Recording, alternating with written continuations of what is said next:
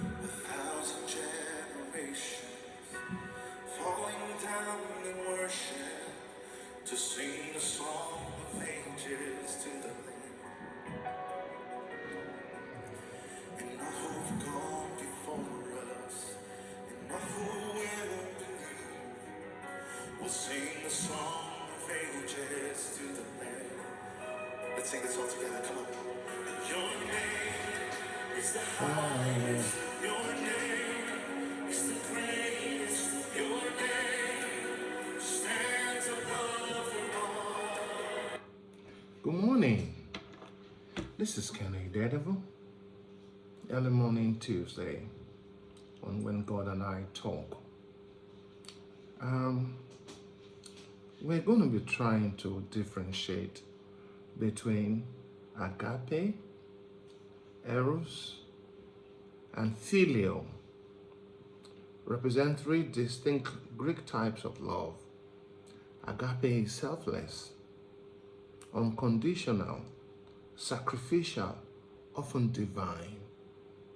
Eros is passionate, romantic, physical desire. And phileo is tender, affectionate, friendship, commandeering.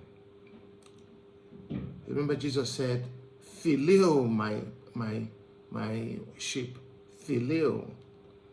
Agape acts by commitment.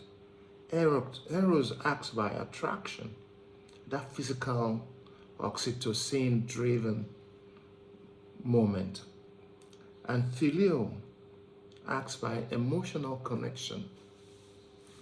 The key differences are this. Agape, selfless divine love. This is the highest form of love, unconditional, intentional, and sacrificial. It does not depend on the recipient's worthiness, but on the giver's character, acting for the highest good of others regardless of cost. Eros, romantic, passionate love, derived from the Greek god of love. This is romantic, passionate, or sexual love between spouses. It is attraction-based, often centers on intimacy, and is also centered on what we feed our eyes. You see a woman, you're attracted by either her physical attributes or something innate about her. The way she talks, the way she carries herself, the physicality of who she is gets you drawn to her. And you will know, when I met my ex-wife, I just met her in Uniden at a trade fair. I said, I could marry you. That's why I marry you. Bushman like me. I tell her and say, I go marry you. She said, that's what then I marry. She take me to your father. I go see her papa. And I tell the man, you're not going to shake my hand. I say, don't you shake hands, sir. I was very rude. Don't you shake hand. Oh, I shake hand. Then do investigation on me, tire. And I may not do investigation. That's another story. So that was physicality. Physicality. Then phileo, friendship love, also called philia. This is deep brotherly affection, camaraderie, and friendship, often felt among close friends, family, or fellow believers. It is characterized by mutual respect and liking. So,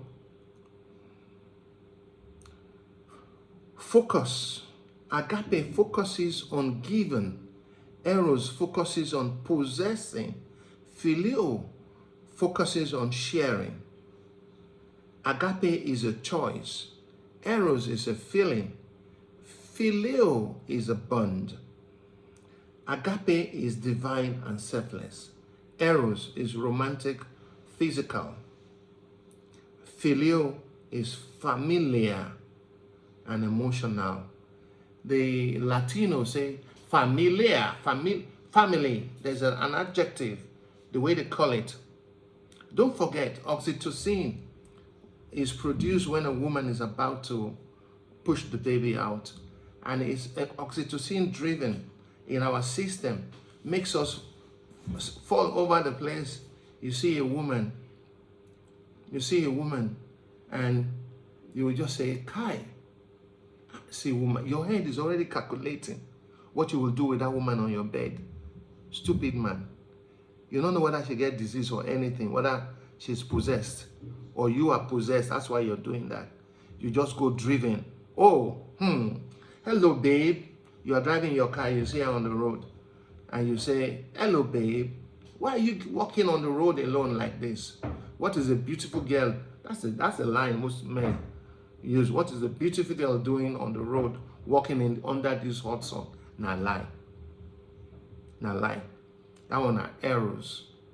You're just thinking, you are imagining, or a woman sees you and walks up to you and begin to do a swagger and say, hi, hello, handsome. How are you? You live around here? Be careful. They don't set you for destruction. Yeah, that's how we take start time. Now the men all nine, they amaze me. You know, the woman must first of all play hard to get. That errors. That's where the line that differentiates agape and filial. That line of errors makes us lose our sense of reasoning. We become so engrossed. We become so detached from our reasoning. And then these three things that I said yesterday, the lust of the eyes, the lust of the flesh, and the pride of life. Those two, lust of the flesh and lust of the eyes, is juxtaposed into our system. We don't think anything further. And the check time was 7 minutes. It's still not there. So what are the 4 types of love mentioned in the Bible? The Bible describes 4 main types. We have said them: the agape, the philia, and the eros. You see, these terms highlighting the different nuances of love, from divine charity to human passion to family bonds, showing love in various forms. And then there are 7 types of love mentioned in the Bible. There is eros, romantic. There is philia, affectionate. There is storge, familiar love. There is pragma, enduring love. There is philatua, love, self-love and self-compassion. Ludus, playful love. Agape, unconditional love. So what do we do with love? Love that is not enduring, that is not sustaining, leads to a lot of destruction. I'm in love with the girl. You're not in love with the girl. You're in love with her body. It may be her breasts. It may be her bum. It may be the way she walks. Let us men, let's start to go beyond. I'm of age now. I can speak it. We've all been guilty. You go to a party, you have your brandy or your whiskey in one hand, maybe for some of you, not beer on our own. You have your whiskey, you're just scanning through the room. Who is going to be your victim tonight? And somewhere along the line, we carry venereal infection because we do all these things without. I've lived it. I've seen it. I may not have played the game like that, but we get into spiritual bonds. We get entwined. You lose yourself. The woman says, oh, but I thought you said you loved me. Now lie. He didn't love you. He just wanted to use you. Why do women cry when there is a breakup in a relationship? Because the man has slept with her. You don't do all kind of position. And you can't think, say, why this man can leave you like this? He never loved you. He loved what you carried. And when you focus on what you have given, some people in school will play wife and husband. Then saying you go school, you're already playing wife and husband. You give the best of you out to the guy. And when you come out, you have done about 4, 5, 6 abortions. Your life is down the line. And then when you want to get married, you have nothing else to give. Is that life? All of us have gone to school, stayed in campuses. Some men, they carry in beke, these bush girls, bushmates. They don't have the capacity to carry girls in the campus. So they pick off campus girls and they deroom you. They drive you from the room. You have been deroomed how? And now it's turned to drive you out of room. It does it. And the whole place is smelling because a wrong spirit has entered the room. This has been Kenny Idedevbo on When God and I Talk, and help us build our page. I apologize if you don't like my views, but I will still say some more tomorrow. Enjoy your day.